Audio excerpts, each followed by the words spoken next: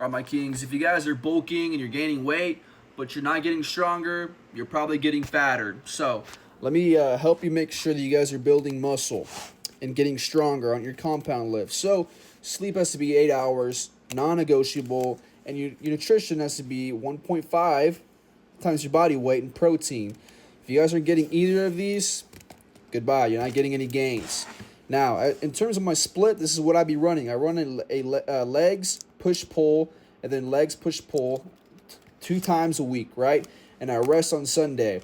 The first 3 days are going to be, the progressive overload is going to be weight focused. So we're going to want to increase weight for our progressive overload every week. I do 4 weeks, then I do a deload on the 5th week, then I start all over again. So the first week I actually max, but I also do progressive overload on the first week. So if I'm on max and I do progressive overload of that 1 rep max. Week 2, 3, and 4, we just do progressive overload, PO. And then on 5th week, we deload. Okay? And we repeat. So week 1, we find all of our maxes, and we do a progressive overload based off that max. Well, I guess we don't do it yet, right? We just do 3 times 6, and we'll do 78% of it for week 1.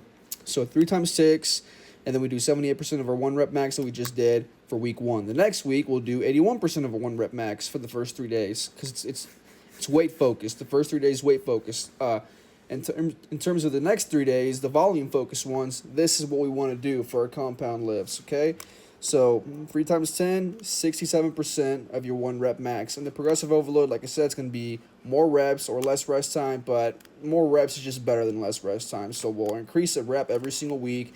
On the last week, week 4, we'll want to increase weight by 3%, okay? Because 12 reps on compound lift is just too much, okay?